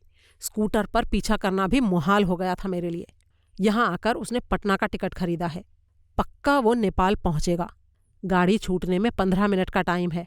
वो ट्रेन में सवार होने की बजाय प्लेटफॉर्म के एक टॉयलेट में छुपा बैठा है। लगता है गार्ड की सीटी सुनकर ही वहां से निकलेगा और दौड़ते हुए चलती ट्रेन पर सवार होगा ताकि कोई उसके पीछे ना लग सके। हाँ, ज़रूर यही बात होगी। अर्जुन सुन, ये मेरी तेरे लिए खास हिदायत है। तुझे ज़रा भी कोई भी पंगा नहीं लेना है। उसको रोकने की बिल्कुल कोशिश नहीं करनी है। तुझे ट्रेन के डिपार्चर टाइम तक वहाँ रुकना है और तस्दीक करनी है कि वो ट्रेन पर सवार हुआ है। ट्रेन पर सवार होने की बजाय अगर वो स्टेशन से निकल ले या कहीं और को चल दे तो तुझे फिर से उसके पीछे लग जाना है। लेकिन अगर वो ट्रेन पर सवार हो जाए तो फिर तेरा वहाँ कोई काम नहीं है। फिर तुझे ऑफिस पहुँचना है। ऑफिस? पुलिस हेडक्वार्टर की लॉबी में नहीं आना है। नहीं, यहाँ अब हालात काबू में हैं। यहाँ अब मुझे तेरी ज़रूरत नहीं है। इतना कहकर सुनील ने फ़ोन बंद करके अपनी जेब के हवाले किया और उठकर वापस प्रभुदयाल के ऑफिस में पहुंचा। प्रभुदयाल की सूरत अपनी कहानी खुद कह रही थी। नहीं मिला? सुनील ने पूछा। नहीं, टॉयलेट का तो रुख ही नहीं किया होगा। तुमको तभी मालूम था कि वो फरार हो जाने वाला है? प्रभुदयाल ने उसे घूरते हुए पूछा। अब ये बात तो जाहिर है, वो तो इस लड़की के यहाँ कदम रखने के बाद से ही सस्पेंस से, दहशत से मरा जा रहा होगा कि अभी लड़की की नज़र उस पर पड़ी और अभी वो चिल्लाई कि यही है कातिल, पकड़ लो। इसीलिए तो वो अखबार पढ़ने का बहाना करते हुए उसे अपने मुंह के आगे अड़ाए हुए था। लेकिन ये लड़की तो प्राची भटनागर है ही नहीं, इंस्पेक्टर ने कहा। वही तो, मैं इतनी देर से वही तो समझाने की कोशिश कर रहा था। अब तो यकीन आ गया ना कि ये प्राची भटनागर नहीं है। लेकिन सुरेश कुंद्रा के सामने तो आप इस बात को मानने को तैयार ही नहीं थे। जितने जोश से आप इस लड़की के ऊपर प्राची भटनागर का ठप्पा लगा रहे थे, उसको देखकर तो वो यही समझता ना। इंस्पेक्टर ने रोनी सूरत बनाए हुए कहा। हाँ ठीक है, अब जब वो निकल गया तो इतनी बातें बना रहे हो बच्चू। अजी नहीं निकल गया। क्या मतलब? इस वक्त वो राजनगर सेंट्रल रेलवे स्टेशन पर है और पटना की गाड़ी का पैसेंजर बनने वाला है। गाड़ी छूटने में अभी 11 मिनट बाकी हैं और पुलिस तो भगवान की तरह सर्वव्यापी है। जो बंसल, कंट्रोल रूम। दोनों पुलिस अधिकारी इस तरह बाहर को दौड़े जैसे पैरों में पंख लग गए हों। जब तक सुनील अपनी मोटरसाइकिल पर राजनगर सेंट्रल रेलवे स्टेशन पहुंचा, खेल खत्म हो चुका था। वहां जो कुछ भी किया था, रेलवे की पुलिस चौकी के स्टाफ ने और रेलवे प्रोटेक्शन फोर्स के जवानों ने मिलकर किया था, जिन्हें पुलिस के वायरलेस नेटवर्क के जरिए हेडक्वार्टर से सुरेश कुंद्रा के बारे में खबरदार किया गया था और उसकी गिरफ्तारी की हिदायत जारी की गई थी। जब पुलिस और आरपीएफ के जवानों ने उस टॉयलेट पर हल्ला बोला था जहां वो छिपा हुआ था, तो सुरेश कुंद्रा ने आसानी से सरेंडर नहीं कर दिया था। वो पागलों की तरह उनसे भिड़ गया था। उसने एक एसआई की सर्विस रिवॉल्वर छीन ली थी और उससे अंधाधुंध गोलियां चलानी शुरू कर दी थी। उसकी उस बेवकूफ़ी का जो नतीजा सामने आया था वो ये था कि वो खुद जान से गया था, लेकिन मरने से पहले 3 जवानों को घायल कर गया था। खुद इंस्पेक्टर प्रभुदयाल भी उस हाई टेंशन ड्रामे के बाद ही स्टेशन पहुंचा था। लेकिन ये संतोषजनक खबर थी कि मुजरिम फरार होने में नाकाम रहा था। बाद में स्टेशन मास्टर के ऑफिस में सुनील की उससे मुलाकात हुई। मुबारक हो माई बाप, सुनील ने कहा। प्रभुदयाल ने अनमने भाव से सहमति में सिर हिलाया और फिर बोला, उस लड़की के बारे में जो बात तुमने शुरू की थी उसे पूरा करो, यानी अपने उस ड्रामे को क्लाइमैक्स तक पहुंचाओ। अरे माई बाप, वो ड्रामा नहीं था, ज़रूरत थी। जो इकलौती चश्मदीद गवाह कातिल की शिनाख्त कर सकती थी वो गायब हो गई थी, क्योंकि वो खुद वांटेड क्रिमिनल थी जो पुलिस के सामने आना अफोर्ड नहीं कर सकती थी। उसकी गवाही सुरेश कुंद्रा को तो गिरफ्तार करा सकती थी और सहगल को बेगुनाह भी साबित कर सकती थी, लेकिन वो तो तभी की तभी हवा हो गई थी। अब मैं उसे कहाँ से ढूंढ के लाता? तब मुझे इस हकीकत को कैश करने का आइडिया आया कि जैसे वो लड़की कातिल को पहचानती थी, वैसे कातिल उस लड़की को नहीं पहचानता था। तब मैंने एक नकली प्राची भटनागर पैदा की और उसके प्रेस और पुलिस के सामने आने का इंतज़ाम किया। ये तो एक सुखद संयोग ही था कि जब वो नकली प्राची हेडक्वार्टर में लाई गई तब वो खुद भी वहाँ मौजूद था, लेकिन वहाँ पर वो उसका कत्ल नहीं कर सकता था। तब उसके पास यही चॉइस बची कि वो फरार हो जाता, और उसने वही किया। लेकिन उसका गेम क्या था जिसकी वजह से उसे कत्ल करना पड़ा? देखिए, 100% सही तो वो खुद ही बताता अगर वो जिंदा होता, लेकिन जितना मुझे मालूम है और जो मेरा अंदाज़ा है, उसका मिक्सचर ये कहता है कि अपने एम्प्लॉयमेंट के दौरान वो अपने मालिक को चूना लगा रहा था और इस काम में विशाल सिक्का भी उसके साथ था। वो दोनों मिलकर जवाहर सक्सेना का पैसा गबन कर रहे थे। जवाहर सक्सेना और संजीव सहगल में लिंक ये था कि सहगल सक्सेना की बीवी मैथिली के बच्चे का बाप था। किस्मत ने ऐसा खेल खेला था कि मैथिली और सहगल चाहकर भी एक दूसरे के नहीं हो सके थे। जिन दिनों मैथिली को पता चला था कि वो कुंवारी माँ बनने वाली थी, उसी वक्त सहगल का एक्सीडेंट हो गया था, जिसमें घायल होने के अलावा एक लंबे अरसे के लिए उसकी याददाश्त चली गई थी। तब अपनी शर्मिंदगी छुपाने के लिए मैथिली घर से भाग गई थी और याददाश्त लौट आने के बाद से सहगल उसकी तलाश में भटकता रहा था। जब वो उसे मिली तो उसे पता चला कि वो शादीशुदा थी। उसने जवाहर सक्सेना से शादी कर ली थी और उसी ने उसके बेटे को भी अडॉप्ट कर लिया था। जब सहगल छुपकर मैथिली से मिलने पहुंचा तो वो विक्रम चटवाल की जानकारी में आ गया। सहगल चाहता था कि मैथिली सक्सेना को छोड़ दे, मैथिली इस बारे में थोड़ी दुविधा में थी। वो निखिल की खातिर ऐसा नहीं करना चाहती थी, इसीलिए उसने अपने बेडरूम में मौजूद सहगल को चोरों की तरह वहां से खिसकने के लिए मजबूर किया जब विक्रम चटवाल वहां पहुंचा। सहगल की उस कोशिश में उसकी जेब में मौजूद मूंगे की अंगूठी वहां गिर गई, जो विक्रम के हाथ लग गई, और उसने बड़ी वफादारी से उसे अपने मालिक जवाहर को सौंप दिया। उसके आगे मैं ये सिर्फ ख्याल ही जाहिर कर सकता हूँ कि किसी वजह से सक्सेना को सुरेश कुंद्रा पर शक हुआ कि उसकी बीवी के बेडरूम का सीक्रेट विजिटर वो था। हो सकता है कुंद्रा ने कभी वैसे ही मूंगे की अंगूठी पहनी हो, या किसी और वजह से वो पहले से ही सक्सेना के ध्यान में हो। ये भी हो सकता है कि मेरा ये ख्याल गलत हो। बहरहाल वजह जो भी रही हो, सक्सेना को कुंद्रा के ऊपर शक हुआ और उसी शक के तहत उसने चुपचाप कुंद्रा की पड़ताल की, तो उसकी ये करतूत उजागर हुई कि वो पैसे का घोटाला कर रहा था। मंगलवार रात को विशाल सिक्का भैरव रोड गया था, लेकिन वो सक्सेना से मिलने और गबन किया हुआ पैसा लौटाने नहीं गया था, क्योंकि उसके पास तो पैसा था ही नहीं। वो तो कुंद्रा से मिलने और उसके ऊपर दबाव डालने गया था कि सक्सेना को लौटाने के लिए जो रकम चाहिए वो कुंद्रा उसे दे दे। और यही वो वक्त था जब सहगल मैथिली को सक्सेना को छोड़ देने के लिए मनाने के लिए वहां पहुंचा हुआ था, और मैथिली उस वक्त निखिल की नई ब्याहता पत्नी प्राची भटनागर को अपना परिचय खुद देने के लिए सक्सेना के पास भेजने की तैयारी कर रही थी। सुरेश कुंद्रा को ये खुशफहमी थी कि विशाल सिक्का की रकम की मांग पूरी करने की बजाय वो सक्सेना को इस बारे में सिक्का का कोई लिहाज करने के लिए मना सकता था। ये बात तुम्हें कैसे पता? इंस्पेक्टर ने पूछा। क्योंकि विशाल सिक्का मंगलवार रात को अपनी बहन के साथ मुझसे मिला था, जबकि बहन ने गबन की रकम को किश्तों में चुकाने की पेशकश की थी। तब विशाल ने ये डींग हाँकी थी कि सक्सेना को वो पेशकश कबूल करने के लिए मजबूर किया जा सकता था। उसने ये कहा था कि सक्सेना के अपने ही घर में कोई ऐसा आदमी मौजूद था जिसे उसका लिहाज था। तब मुझे लगा था कि उसका सक्सेना की बीवी से कोई टाँका फिट था, लेकिन ये ख्याल गलत था। उसने जो बात कही थी वो सुरेश कुंद्रा के बारे में कही थी, जो गबन के मामले में उसका पार्टनर था। अब सुरेश कुंद्रा, जो विशाल सिक्का के सिफारिशी का रोल अदा करने को तैयार था, उसे ये नहीं पता था कि आगे उल्टा ही सिलसिला उसका इंतज़ार कर रहा था, जिसके तहत कुंद्रा के सक्सेना के पास पहुंचने से पहले सक्सेना ने ही उसे बुला लिया और शायद उसे अकाउंट से संबंधित कुछ खाते वगैरह लेके आने को बोला ताकि वो उनको चेक कर सके। कुंद्रा समझ गया कि उसका भेद खुल चुका है, तो उसी पेशी पर वो खातों की जगह किसी और ही तैयारी के साथ पहुंचा। उसने सुसाइड नोट टाइप करके तैयार किया, तह किया हुआ कंबल हाथ में लिया, उसके नीचे गन छुपाई और सक्सेना को मारने के नापाक इरादे से वहां पहुंच गया। और वहां उसने वही किया जो वो करने आया था। बाद में उसे ये एहसास हुआ कि अगर जांच होने पर खुदकुशी वाली स्टोरी पुलिस को हजम नहीं हुई और उसे कत्ल का केस समझा गया, तो उसके ऊपर भी शक किया जाएगा। ये बात उसके जहन में तब आई जब वो कत्ल कर चुका था। तब उसने सबसे पहले ऑफिस में जितने भी जाली एग्रीमेंट मौजूद थे वो सारे अपने कब्जे में किए।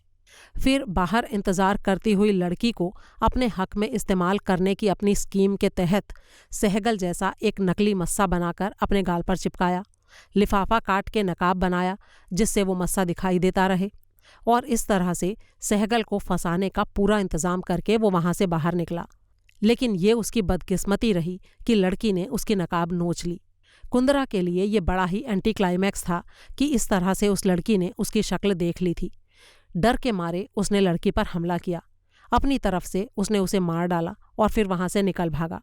बाहर आकर वो सक्सेना की इंडिका गाड़ी में सवार हुआ और उसे वहां से भगाकर ले गया, लेकिन एक बड़ा चक्कर काट के फिर वापस आ गया और कार को फिर से गैराज में ले जाकर खड़ा कर दिया। वहां उसको वापस लौटा देखने के लिए उस घड़ी कोई नहीं था, क्योंकि घर में जितने भी लोग थे वो तो अंदर बेहोश पड़ी प्राची भटनागर के पास इकट्ठे थे। उसके बाद वो चलता हुआ ऑफिस में आया और उसने ये जाहिर किया कि वो तभी पिक्चर देखकर लौटा था।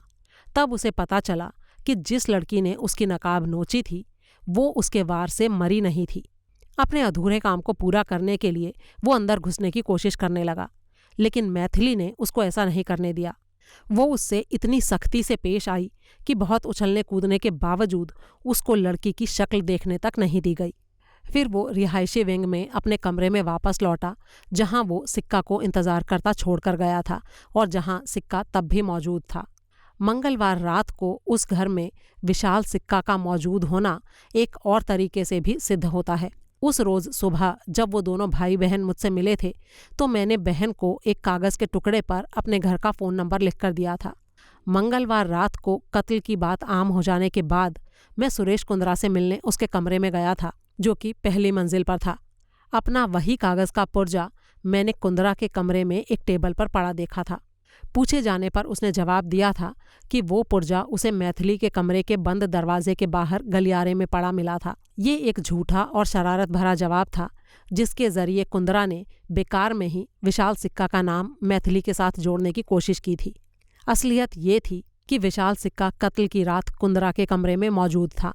सिक्का ने ही बेध्यानी में वो पुर्जा वहां गिराया था। इंस्पेक्टर ने सवाल किया, तो क्या लौटकर उसने सिक्का को बताया होगा कि वो सक्सेना का कत्ल कराया है? ये तो मुझे नहीं पता, लेकिन ये ज़रूर बताया होगा कि जवाहर सक्सेना अब इस दुनिया में नहीं था, क्योंकि वो बताना ज़रूरी था, क्योंकि सिक्का उससे पैसा हासिल करने की नीयत से आया था और कुंद्रा को अगर उसे पैसा नहीं देना था तो ना देने की कोई वजह तो उसे बतानी ही थी। तो इसीलिए उसने सिक्का को कहा होगा कि अब वो बड़े आराम से कह सकता था कि उसने वसूली की रकम 1,52,274 रुपये लौटाकर अपने बनाए जाली कागजात वापस हासिल कर लिए थे और उसके इस क्लेम को कोई चैलेंज नहीं कर सकता था, क्योंकि उसने सिक्का के जाली कागजात नष्ट कर दिए थे। इस तरह से एक ये भी बात बन जाती कि कत्ल के वक्त एक मोटी नगद रकम सक्सेना के पास थी और किसी ने उस रकम को लूटने के लिए ही कत्ल कर दिया था। और भी कितनी सारी बातें हैं जिनके बारे में सटीक अंदाज़ा लगाया जा सकता है। जाली सुसाइड नोट की टाइप ये बताती थी कि कातिल का एक ट्रेंड प्रोफेशनल टाइपिस्ट होना ज़रूरी था, जो कि हंट एंड पैक से नहीं बल्कि टच सिस्टम से टाइप कर सकता था। कातिल की सक्सेना के ऑफिस में नेचुरल पहुंच थी और उसके किसी भी माहौल में किसी भी वक्त वहां होने में कोई गैर मामूली बात नहीं थी, एक आम बात थी। कातिल की रिहाइश भी वहां पर होना ज़रूरी था, क्योंकि हाथ में कंबल लेकर घूमते हुए सिर्फ घर का ही कोई आदमी अजीब नहीं लगता। बाहर का कोई आदमी कंबल लेकर वहां आता तो ये बात सक्सेना को ज़रूर अजीब लगी होती और उसे किसी खतरे का आभास हुआ होता। इसीलिए तो सक्सेना ने अपने किसी बचाव की कोशिश तक नहीं की। इसके साथ ही कातिल का सहगल से और उसकी सूरत से वाकिफ़ होना भी ज़रूरी था, क्योंकि उसे उसके गाल पर मौजूद मस्से की खबर थी। साथ ही उसे उसकी खास अंगूठी के बारे में भी खबर थी। अंगूठी के बारे में उसे कैसे खबर थी? इंस्पेक्टर ने पूछा। कत्ल से पहले सहगल की मूंगे की अंगूठी सक्सेना के हाथ में थी। जब उसने कुंद्रा को अकाउंट्स लेके आने को बोला था, तब हो सकता है उसी ने अंगूठी के बारे में कुछ कहा हो। या फिर दूसरी संभावना ये है कि कुंद्रा और विक्रम चटवाल दोनों ही सक्सेना के विश्वसनीय नौकर थे, एक ही छत के नीचे रहते थे। क्या पता आपस में बात करते हों तो इस तरह के नोट्स एक्सचेंज करते हों। अब ये बात भी ध्यान देने लायक है कि एक खास वक्त के बाद मंगलवार रात को मैथिली की ऑफिस के दरवाजे पर पूरी नज़र थी, क्योंकि वो ये चाहती थी कि जब प्राची भटनागर सक्सेना से मिलने जाए तो वहाँ कोई और दूसरा आदमी ना हो। इसी वजह से जब उसने देख लिया कि सक्सेना का आखिरी क्लाइंट भी जा चुका है, तभी वो प्राची को रिसेप्शन तक छोड़ने आई थी। इसके बावजूद जब प्राची ने भीतरी ऑफिस के दरवाजे पर दस्तक दी तो अंदर कोई दूसरा आदमी मौजूद था। तो सीधी सी बात है कि वो आदमी कोई बाहरी आदमी नहीं हो सकता था, क्योंकि बाहरी आदमियों पर तो मैथिली पहले से ही नज़र रखे हुए थी। तो इसका मतलब वो कोई घर का आदमी था जो बिना मुख्य दरवाजे पर गए हुए भी एक विंग से दूसरे विंग में जा सकता था। और ऐसा आदमी कुंद्रा के अलावा भला और कौन हो सकता था? समझा। तो क्या विशाल सिक्का का कत्ल भी कुंद्रा ने ही किया? और कौन करता? विशाल का कत्ल उसे इसलिए करना पड़ा क्योंकि वो गबन के कारोबार में उसकी पोल खोल देने पर आमादा था, क्योंकि अब उसको एहसास होने लगा था कि कुंद्रा उसे उल्लू बना रहा था। उसने इंपीरियल से जब मुझसे बात की थी तो साफ साफ कहा था कि कोई उसे अपना मतलब हल करने का जरिया बना रहा था। उसकी करे कोई और भरे कोई जैसी गत बनाई गई थी, और इस बात का एहसास उसे यकीनन तभी हुआ होगा जब उसने कुंद्रा से सक्सेना को लौटाने के लिए पैसे की मांग की थी, तो उसने उसे टालना शुरू कर दिया था। फिर जब उसे ये कहा गया कि वो जाली एग्रीमेंट्स को पेड अप मान ले और उनको भूल जाए, और फिर उसे सक्सेना के कत्ल की खबर लगी, तो उसके लिए 2 में 2 जोड़कर 4 जवाब निकाल लेना कोई मुश्किल काम नहीं था। तब उसे कई तरह की चिंताएं सताई होंगी, जैसे कि उसे कत्ल में शरीक माना जा सकता था, या फिर कुंद्रा अगर पकड़ा जाता तो वो भी उसके साथ पकड़ा जा सकता था, वगैरह वगैरह। इसी दहशत से वो इंपीरियल होटल में जा छुपा और उसने मेरी पनाह में आने की कोशिश की। कुंद्रा को कैसे पता चला कि वो वहाँ है? अब ये बात तो कुंद्रा ही बता सकता है। वैसे हो सकता है कि वो विशाल सिक्का पर नज़र रखे हुए हो, या ये काम उसकी खातिर कोई और कर रहा हो जिसने उसको सिक्का के इंपीरियल में होने की खबर दी हो। इंस्पेक्टर ने कुछ सोचते हुए कहा, लेकिन अगर विशाल सिक्का का कत्ल कुंद्रा ने किया तो उसने उसकी हथेली में हीरे की अंगूठी क्यों छोड़ी? सुनील ने बड़ी ही मासूमियत से जवाब दिया, प्रभु, बस यही एक बात है जिसका जवाब ना तो मुझे मालूम है और ना ही जिसके बारे में मैं कोई अंदाज़ा लगा सकता हूँ। प्रभु दयाल ने उसे घूरते हुए कहा, सुनील भाई मुल्तानी नहीं पेश कर सकता दूसरी अंगूठी की कहानी? नहीं सर जी, नहीं पेश कर सकता। लेकिन अब मेरे सामने एक बड़ा सवाल ये है कि क्रॉनिकल के जरिए पुलिस की जो किरकिरी हुई है उसे मैं कैसे भुगतूंगा? इस बात का क्या जवाब दूंगा कि जिस लड़की को इकबालपुर से इतने ड्रामे के साथ गिरफ्तार करके लाया गया वो असल में प्राची भटनागर थी ही नहीं। सुनील ने बड़ी ही शरारत से मुस्कुराते हुए कहा, प्रॉब्लम तो माई बाप बहुत बड़ी है आपकी, लेकिन हर प्रॉब्लम का एक हल भी तो होता है। असल में ये सारी असली कातिल को फांसने की चाल थी जो आपने मेरे साथ मिलकर चली थी। प्रभु दयाल की आंखों में आशा की चमक नजर आई। सुनील आगे कहता गया, और क्या खूब चाल चली आपने इंस्पेक्टर साहब, इतना विकट केस इतने ड्रामाई तरीके से हल हो गया। ब्लास्ट की कल की सुर्खी मुझे तो अभी अपनी आंखों के सामने नाचती दिखाई दे रही है। इन्वेस्टिगेटर इंस्पेक्टर प्रभु दयाल ने double murder case record time में हल किया, विलक्षण व्यूह रचना से हत्यारे को छकाया, हत्यारे को खुद अपनी पोल खोलने पर मजबूर कर दिया, हत्यारे की फरार होने की कोशिश नाकाम, एन आखिरी पल में एनकाउंटर में हत्यारा ढेर। मेरी एडवांस बधाई कबूल फरमाएं इंस्पेक्टर साहब।